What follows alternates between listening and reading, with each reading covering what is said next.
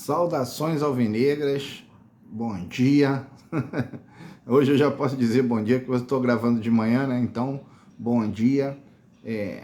Aqui é Botafogo sem mimimi.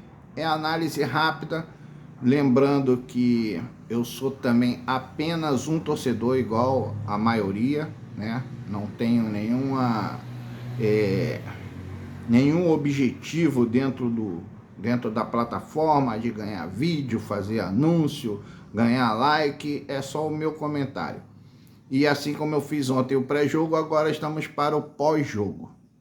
E se você viu ontem o pré-jogo e a minha análise sobre a zaga do Botafogo, você vai lembrar que eu falei que o primordial dentro de um elenco é o entrosamento.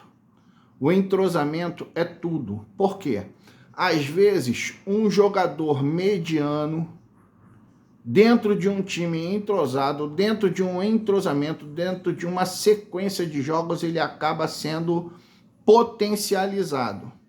E eu falei isso sobre a dificuldade que nós teríamos da zaga jogando com o Adrielson e o Felipe Sampaio. Por que essa observação? Porque um dos dois teria que ser deslocado da posição original. O Felipe Sampaio e o Adrielson, eles são zagueiros acostumados a jogar pela direita, pelo lado direito.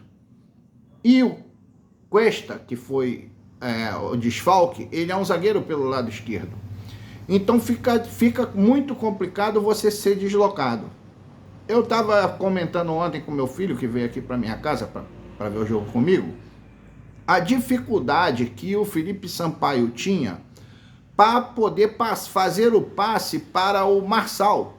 Eu não sei se vocês repararam, mas o jogador destro, e aí vem a importância de um jogador canhoto pelo lado esquerdo, né, da zaga.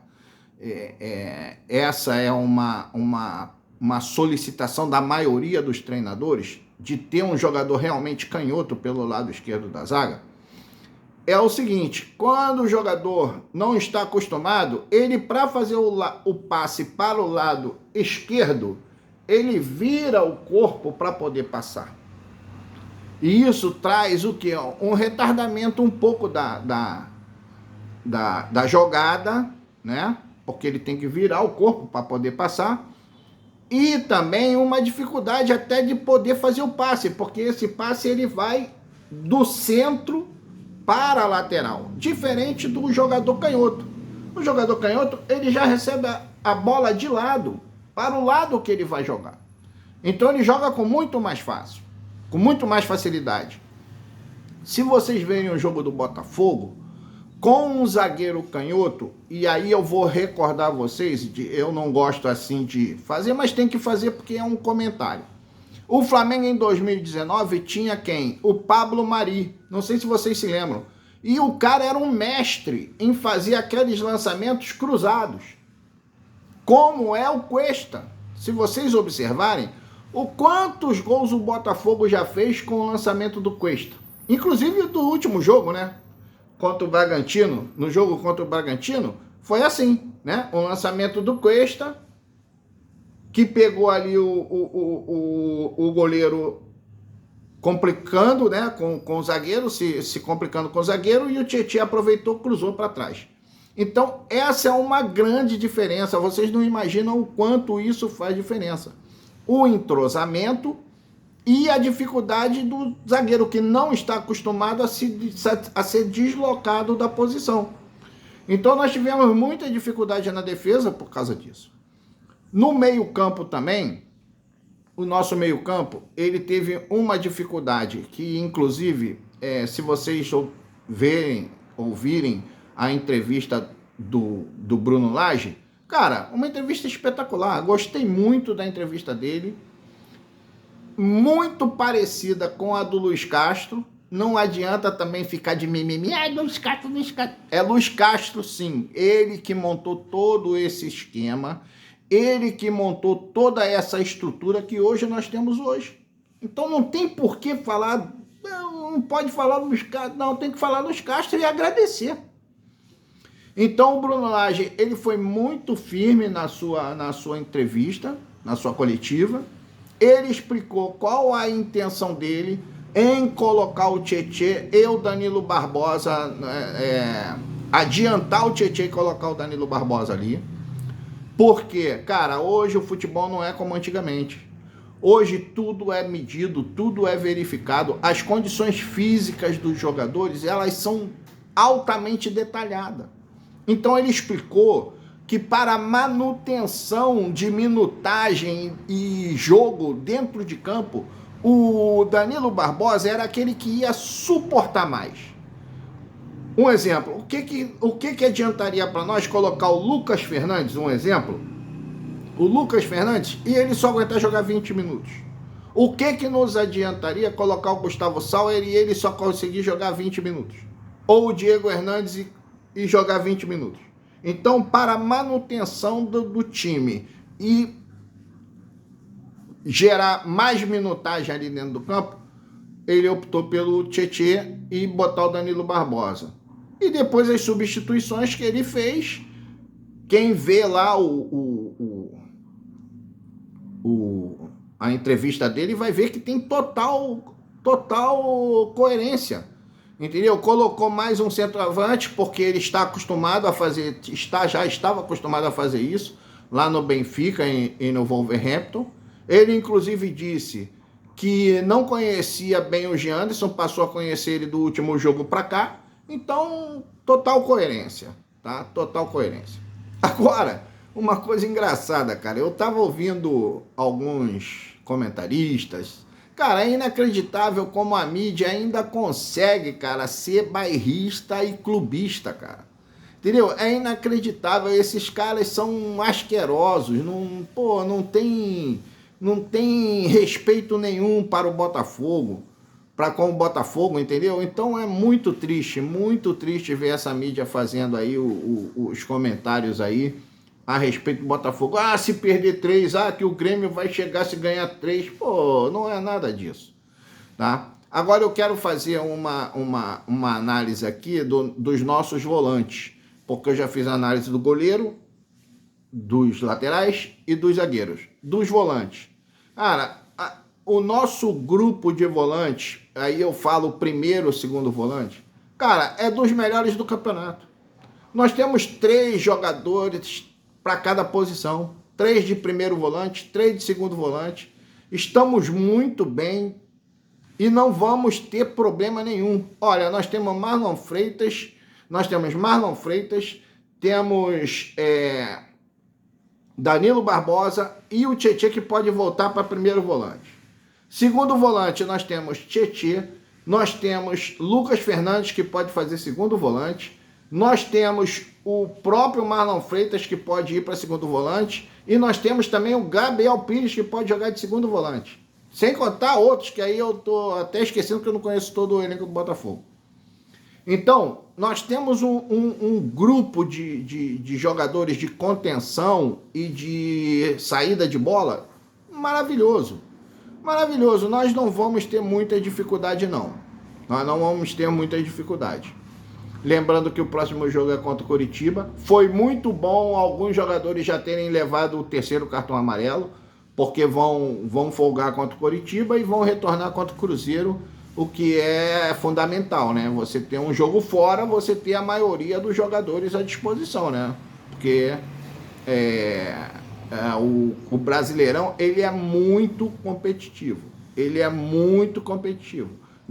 Não tem jogo fácil, todos os jogos são difíceis, né? Mas nós estamos bem, tá? Lembrando também da entrada do Vitor Sá, muito bom. Se vocês observarem, o que eu falei do zagueiro do Cuesta, lançar a bola com o pé esquerdo, né? Fazer aquele lançamento com o pé esquerdo e tocar a bola para o Marçal com o pé esquerdo. Observem o passe do Marçal para o Vitor Sá. É um passe que ele sai rente à lateral e vai cair na frente do Vitor Sá, pela esquerda, e na frente também do lateral. né? No futebol americano, quem gosta de futebol americano, eu gosto muito, eles chamam isso de back shoulder, né? Um lançamento atrás do ombro. O cara bota o corpo para proteger e a bola passa aqui atrás do ombro. Não tem como o defensor segurar essa bola, porque ela vem por fora.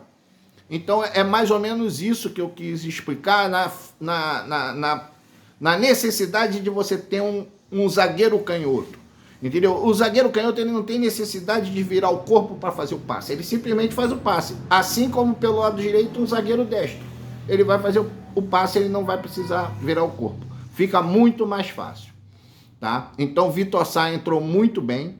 O Júnior Santos não teve uma boa partida. E eu tenho que chamar um detalhe para o Júnior Santos. E eu vi, inclusive, o Gerson Canhotinha explicar isso. O Júnior Santos, ele precisa entender o seguinte: com a perna dele muito longa, e eu peço desculpa aqui que eu vou passar um pouquinho do tempo aqui, de 10 minutos, como ele tem uma perna muito longa, uma passada muito larga, uma velocidade muito grande, quando ele dribla para o meio, ele está driblando para cima dos dois zagueiros e dos volantes do time adversário. Então, o que o Canhotinha explicou? Primeiro ele tem que ferir, e eu vou botar essa palavra, ele tem que ferir o lateral. Ele tem que confrontar o lateral. Passado o lateral, o zagueiro é obrigado a fazer a cobertura. O zagueiro é obrigado a fazer a cobertura. Aí ele vai dar o drible para dentro. Entendeu? Nessa hora ele vai dar o drible para dentro. E não antes. Porque quando ele dá antes, ele mantém o lateral na posição de lateral, evita que o de Plácido possa passar ali, correto? E ele está driblando para dentro dos três homens que estão parados ali, eles estão estáticos, esperando. Por quê? Porque eles sabem que o jogador já vai driblar para lá. Então eles ficam parados. Agora, se você atropela o lateral primeiro, né? Se você ultrapassa o lateral primeiro e depois você aguarda a saída do zagueiro, aí você tem uma possibilidade muito maior para fazer a jogada. O Segovinha, cara, ele tem muita qualidade. O próprio Bruno Lage falou ali, chamou ele de miúdo, né? É o termo lá que os portugueses usam, miúdo, falou sobre o miúdo. O Segovinha é um jogador mais clássico, é um jogador mais imprevisível, porque você viu que ele tentou fazer uma jogada pro meio e do nada ele tirou um toque de calcanhar, cara. Que se aquele toque ali passa pela defesa do Santos, cara, o Tiquinho ia sair na cara do gol, entendeu? Então isso é uma condição de raciocínio que ele tem muito grande. Muito grande. É um jogador muito bom, mas é um jogador frágil ainda para jogar o jogo todo, né? Nós precisamos do Júnior Santos ali para fazer aquilo que eu falei, ferir o lateral adversário, martelar o lateral adversário, fazer o lateral cansar, e aí sim você entra com o Segovinha para poder fazer a diferenciação ali de estilo de jogo, né? Você entra com um jogador mais técnico, o lateral já não sabe mais o que fazer porque ele tá cansado. Tá cansado de perseguir o Júnior Santos. O Júnior Santos já fez isso em várias partidas, fez bem, mas agora ele tá se precipitando em driblar para dentro. Ele pode driblar para dentro? Pode. Mas ele pode driblar para dentro depois que ele ultrapassar o adversário, né? Quando ele estiver no mano a mano com o zagueiro, ele pode dar aquele corte para dentro, como deu o Marcos Leonardo no Adrielson. Aí é diferente, por quê? Porque o zagueiro tá saindo, tá desesperado para sair para fazer a cobertura. Então é isso, meus amigos. Mais uma vez eu peço desculpas, passei do tempo, mas essa foi a minha análise. Lembrando que essa é a minha análise.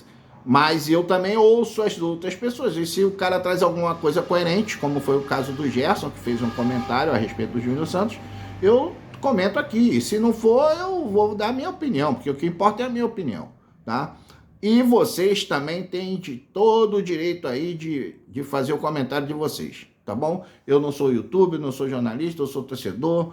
Pode malhar, pode cornetar, pode fazer o que vocês quiserem, pode compartilhar, pode se inscrever no canal, né? Pode dar aquela joinha, né? O joinha é importante, né? Né? Mas tá tudo certo, tá bom? Saudações alvinegras, um grande abraço a todos. Meu nome é Celso, Celcinho, algumas pessoas me chamam, outros me chamam de Luiz Celso. Vocês podem falar como vocês quiserem, eu não me incomodo não, tá bom? Um grande abraço, saudações alvinegras.